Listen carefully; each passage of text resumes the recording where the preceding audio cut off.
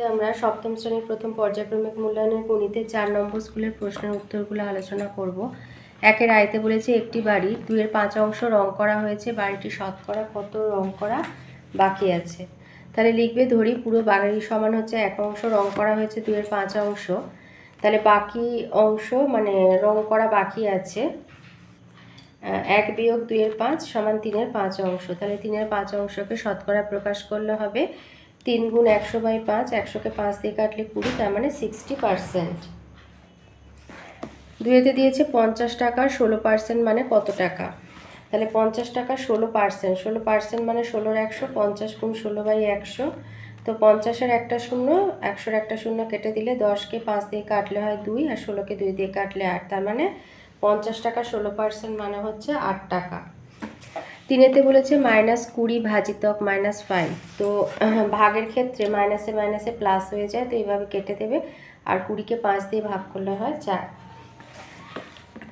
4-এ দিয়েছে ফাঁকা ঘরে সংখ্যা বসাতে বলেছে, এটা ভাজক বের করতে বলেছে, ভাজ্য এটা ভাগফল। তাহলে এটা ভাজ্য বের করতে বলেছে, তো আমরা এই ভাজক বের করতে হবে। তো আমাদের ভাজ্য বের করার সূত্র হচ্ছে ভাজক গুণ ভাগফল যোগ ভাগশেষ। তো ধরো এখানে আমাদের ভাজ্য ভাগশেষ তো কিছু নেই, তো এটা ভাগফল আর এটা হচ্ছে ভাজ্য। তাহলে ভাজক বের করার সূত্র হচ্ছে আমাদের ভাজ্যকে ভাগফল দিয়ে ভাগ করে দেবো, তাহলে মাইনাস মাইনাস কেটে গেল, তার মানে হচ্ছে 65। তাহলে ফাঁকা ঘরে বসবে 65। 5-এর দাগে বলেছে পূর্ণ সংখ্যার অনুপাতে পরিণত করো, তাহলে 0.8:0.64, তো 0.8 এটাকে আমি এভাবে লবহরের আকারে লিখতে পারি। তো এটা লবহর, এটার মানে হচ্ছে আমরা এরকম ভাগ, তাহলে 0.8 মানে হচ্ছে 8-এর 10, আর 0.64 মানে 64-র 100। তাহলে 8-এর 10 গুণ 164, তো একটা করে শূন্য কেটে দিলাম, 64কে 8 দিয়ে কাটলে হচ্ছে 8 8 64, 10-এর 8, এটাকে যদি আমি লঘিষ্ঠ আকার করি তাহলে 5-এর 4 পাবো, তার মানে 5:4। 6-তে দিয়েছে x⁴ এর x-এর সূচক কত 4। 7-এ বলেছে মান নির্ণয় করতে, তো মান নির্ণয় করলে এখানে 6টাকে ভেঙে নেবে, 3 দুগুণে 6, তাই 3 গুণ 2⁴ ইন্টু 3⁴8। তো এইভাবে বার করলে এবার এই সূচক দুটো যেহেতু 3 আছে, তেজ সূচকগুলো যোগ করলে হবে 3⁴ ইন্টু 2⁴/3⁴, এই দুটো কেটে দিলে তাহলে 2⁴ মানে হচ্ছে 16। 8-এ বলেছে x-এর সঙ্গে কত যোগ করলে y হবে, y হলে যোগফল, x হচ্ছে একটি সংখ্যা, তাহলে অপর সংখ্যা মানে y মাইনাস x, তাহলে যোগফল y, একটি সংখ্যা x, অপর সংখ্যা y মাইনাস x। 9-এর দাগেতে বলেছে x সমান 2, y সমান -1 হলে x³ মাইনাস 8y³ এর মান কত। তো এটা একটা কিউবের সূত্র, a³ মাইনাস b³ এর সূত্র। a³ মাইনাস b³ এর সূত্র হচ্ছে a মাইনাস b আর a² plus ab plus b²। তো আমি এটাকে, আমাদের এখানে a সমান হচ্ছে x আর b সমান হচ্ছে এই 8y-টা ধরো, তো এটা বার করলে হবে 2y³ তো b সমান 2y আর কি। তাহলে x minus 2y into x² plus 2xy plus 4y², 2y এর হোল স্কোয়ার হবে, তাই 4y²। এবার x সমান 2, y সমান -1, তো এইভাবে সাজিয়ে নিলাম। তাহলে এখানে মাইনাসে মাইনাসে এটা 2 আর -1 গুণ করলে -2, তাই 2 মাইনাস -2, আর এখানে 2 দুগুণে 4, আর এটা হচ্ছে 2 দুগুণে 4, আর -1 গুণ করলে -4, আর -1 এর স্কোয়ার মানে শুধু 1, তাহলে এটা 4। তাহলে এখানে এটা প্লাস এটা মাইনাস, তো কেটে গেল, এখানে শুধু 4 পড়ে আছে, আর এটা মাইনাসে মাইনাসে প্লাস হয়ে গেল, 2 আর 2, 2 যোগ 2, তাহলে 4, তাই 4 গুণ 4 সমান হবে 8। 10-এ দিয়েছে সমকোণী সমদ্বিবাহু ত্রিভুজের কোণগুলির অনুপাত কত, 2:1:1। 2-এর আয়তে বলেছে 5050-এর সঙ্গে কোন ক্ষুদ্রতম ধনাত্মক পূর্ণ সংখ্যা যোগ করলে যোগফল একটি পূর্ণবর্গ সংখ্যা হবে। তো যেহেতু পূর্ণবর্গ, তাই 5050-এর ভাগ প্রক্রিয়া বর্গমূল বের করবে, তো জোড়ায় জোড়ায় এভাবে ভেঙে নেবে। তো 7 7 49, 50 থেকে 49 বিয়োগ হলে 1 হয়, 50 নামলো, 7 দুগুণে 14, এই 14টা পেলাম, এবার 1 লিখলাম এখানে, তাহলে 141 হলো, 7-এর পিঠেও 1 বসালাম, তো বিয়োগ করে 9 পাচ্ছি, তাহলে 71-এর স্কোয়ার হচ্ছে 550 বিয়োগ 9 মানে 541, আর 71-এর পরের সংখ্যা 72-এর স্কোয়ার হচ্ছে 5184, তাহলে 5050-এর নিকটতম পূর্ণবর্গ সংখ্যা যা 5050 অপেক্ষা বড় হলো 5184। দুইতে বলেছে কিছু পরিমাণ খাদ্যে 12 জন লোকের 20 দিন চলে, 40 জন লোকের ওই খাদ্যে কতদিন চলবে। তো জন সংখ্যা দিন সংখ্যা করে ছক করে নেবে। 12 জন লোকের 20 দিন চলে, 40 জন লোকের কত দিন চলবে। জন সংখ্যা দিন সংখ্যা ব্যস্ত সম্পর্ক, তাহলে 12:40 সমানুপাত x:20। অতএব x সমান 12 গুণ 20/40, 0 0 কেটে গেল, আর 12কে 4 দিয়ে কাটলে 3, তাহলে 6 দিন চলবে। 3-তে দিয়েছে দুইটি শরবতে সিরাপ ও জলের অনুপাত 2:5 বা 6:10, কোনটি বেশি মিষ্টি। তো সিরাপ যেটাই বেশি থাকবে সেটাই বেশি মিষ্টি হবে। তাহলে প্রথম শরবতে সিরাপ ইস্টু জল হচ্ছে 2:5, তো আমি ভগ্নাংশের আকারে লিখে নিলাম 2/5। আর দ্বিতীয় শরবতে সিরাপ ইস্টু জল হচ্ছে 6:10, তার মানে 6/10, এটা কাটাকুটি করলে 3/5। এবার যেহেতু 2/5 গ্রেটার স্মলার দ্যান 3/5, মানে প্রথম শরবতে সিরাপ কম দ্বিতীয় শরবতে সিরাপ থেকে, তার মানে দ্বিতীয় শরবতটি বেশি মিষ্টি হবে। 4-এতে বলেছে একটা ট্রেনিং সেন্টারে 2100 জন ব্যক্তি ট্রেনিং নিতে এসেছে, তাদের 3টি বড় হল ঘরে 11:3:7/2 অনুপাতে বসতে দেওয়া হয়েছে। প্রতি হল ঘরে কতজন বসবেন। তো এখানে যেহেতু অনুপাত একটা ভগ্নাংশে আছে, এটাকে আগে আমরা পূর্ণ সংখ্যার অনুপাতে নিয়ে যাব। এবার যেহেতু এখানে এই যে অনুপাতগুলোর মধ্যে তৃতীয় পদে যেহেতু হরে 2 আছে, তাই প্রত্যেকটাকে 2 দিয়ে আমরা গুণ করব, তাই পেলাম 22:6:7। তাহলে এবার বলেছে প্রতি হল ঘরে কতজন লোক বসবে। তাহলে এবার এটাকে আনুপাতিক ভাগার, মানে এটা হচ্ছে প্রথম ঘরের জন্য নেব হল ঘর, এটা দ্বিতীয়, এটা তৃতীয়, আর হরটা তৈরি করবে এই 3টে যোগ করে তৈরি করা হয়েছে। তো প্রথম হল ঘরে লোক বসেছে 2100 গুণ 22/35, তো কাটাকুটি করে হচ্ছে 1320 জন। দ্বিতীয় হল ঘরে লোক বসেছে 2100 ইন্টু 6/35, তো কাটাকুটি করে 360 জন। আর তৃতীয় হল ঘরে লোক বসেছে 2100 ইন্টু 7/35, তো এখানটা হবে 420 জন।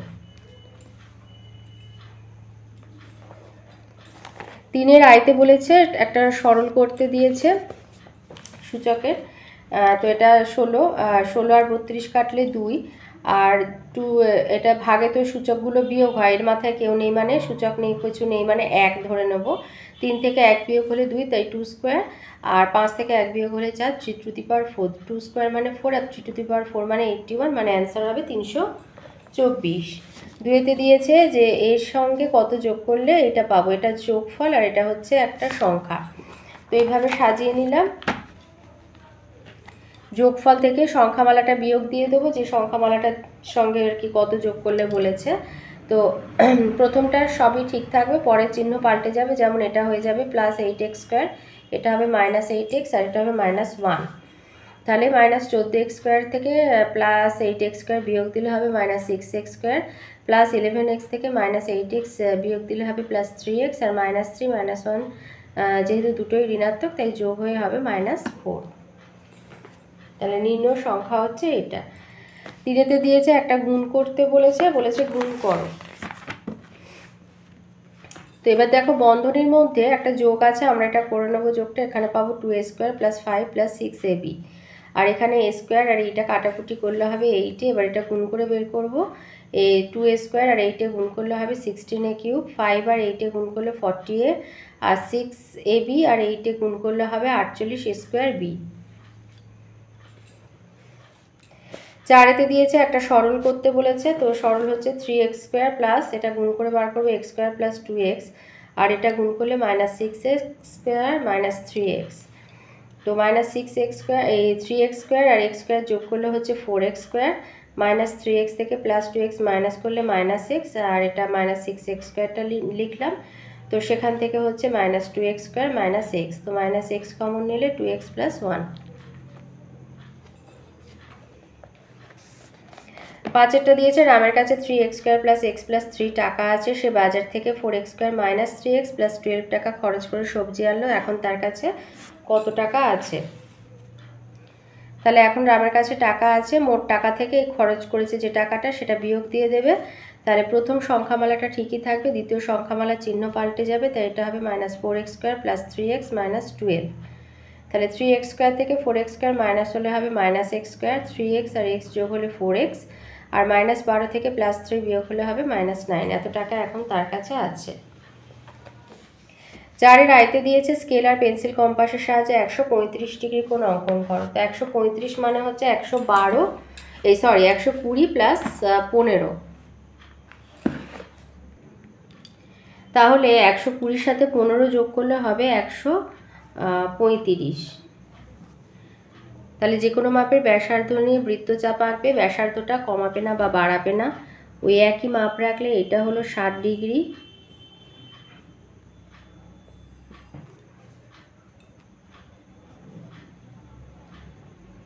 এটা হচ্ছে 60, এটা 120, আর এইটা হবে 120 আর 60, এটা হচ্ছে 180। তাহলে 60 আর 80-র মধ্যে 120 আর 180-র মধ্যে কোণ আছে 60, তাহলে এটাকে সমদ্বিখণ্ডিত করলে পাবে 150। তো আমার তো 150 লাগবে না, তো আমি এখানে একটা দাগ দিয়ে নেব। এবার 150 আর 120 মানে মাঝখানে 30 ডিগ্রি, এইটাকে আমরা সমদ্বিখণ্ডিত করব।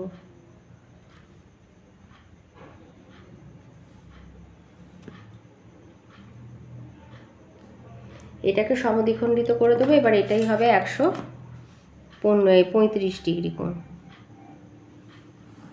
এবার একটা নাম দিয়ে দিলে PQR। এইটা হয়ে গেল 135 ডিগ্রি কোণ। এই ছিল 120 আর আরও 15 যোগ করে এটা 135 ডিগ্রি। 2-এর দাগে দিয়েছে 105 ডিগ্রি কোণ অঙ্কন, মানে 90 আর 15 যোগ করলে 105 হয়। তাহলে 90 ডিগ্রি আর 120 আর 90-এর মাঝে যে 30 ডিগ্রি কোণ আছে ওটাকে সমদ্বিখণ্ডিত করতে হবে। তার মানে এখন 90 ডিগ্রি কোণটা আঁকবো। তো যে কোনো মাপের ব্যাসার্ধ নিয়ে একটা বৃত্তচাপ আঁকলাম। এই হচ্ছে 60, এই 120, এবার এখানে 90 করে নেবে। এবার 90টা মানে না আঁকলেও চলবে। এবার 90-এর এই ওপরের যে বাহুটা যেখান দিয়ে যাবে ওখানে একটা দাগ নিয়ে নিলে হবে। তো এইটাকেই আমরা সমদ্বিখণ্ডিত করব, এই 120 আর 90-এর মাঝের অংশটাকে। 120 থেকে 90 মাইনাস দিলে 30 ডিগ্রি হয়। তো তার মানে 90 আর 120 ডিগ্রির মাঝের ওই যেটুখানি গ্যাপ, ওখানে 30 ডিগ্রি কোণ আছে। তো এই 30 ডিগ্রিকে সমদ্বিখণ্ডিত করলে আমরা এই 15 ডিগ্রি পেয়ে গেলাম। এটার নাম দিয়ে দিলাম ধরো ABC। এটা হচ্ছে 105 ডিগ্রি কোণ। এটা হলো 90 আর 15 105 ডিগ্রি কোণ।